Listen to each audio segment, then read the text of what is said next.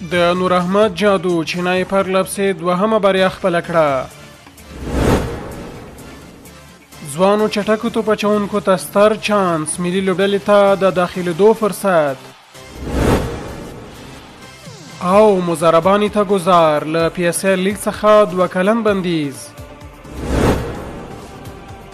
د چنای سوپر کینګ لوبډلې په زړه پورې لوبه کې کولکتا نایټ رایډرز ته د 32 منډو په توپیر سره ماته ورکړه او د 2024 کال د اپریل وروسته یې د لومړي ځل لپاره پر لپسې 2 بریاوې خپلې کړې. که څه هم توپوهنه کې سنجو سامسون 8 منډې وکړې او لوبډلې 192 هدف وټاکه، خو اصلي کیسه د افغان ستوري نور احمد وه چې د توپ اچونې په برخه کې جادو وکړه او لوبه یې د چنای په ګټه واړوله. نور احمد په اساس وخت کې 3 مهمې وکټې واخیستې چې یوازې 20 منډې ورکړې او د کولکتا خطرناک بیټسمنان یو په بل پسې له میدانه وایسته. دغه ورو چالاک او بدلیدونکي توپونه د سیال لپاره یو معما وه. دغه ترڅنګ اکیل حسین هم خملتیا وکړه او د دواړو سپینرانو ګډ فشار کولکتا له لوبې وایسته. په دې بریا سره چنای نه یوازې جدول کې مخکې شوه بلکې ویښوده چې د نور احمد په څېر ستورو په شتون کې هره لوبه ګټلی شي.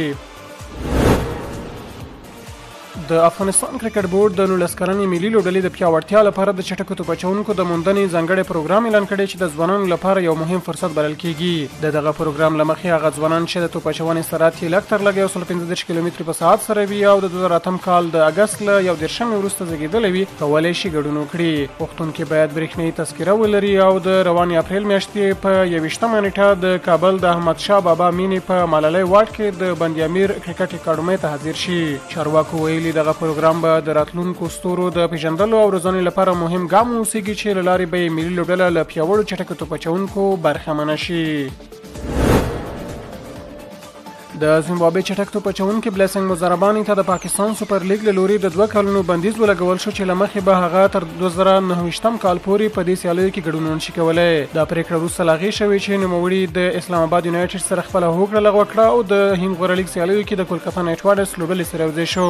د لیګ چارواکو ویلي موزارباني له خپل تړون څخه سرغړونه کړې ده او دا کار د لیګ مسلکي اصولو ته زیان رسوي، نو ځکه پرې دغه سخت بندیز ولګول شو. راپورونه ښایي هغه د پاکستان لیګ پر ځای د هند لیګ غوره کړی ځکه هلته څو چنده زیات مالی امتیازات ترلاسه کوه. په ټوله کې دا بندیز د نورو لوبغاړو لپاره یو خبرداری ګڼل کېږي چې له تړونونو سرغړونه جدي پایلې لري.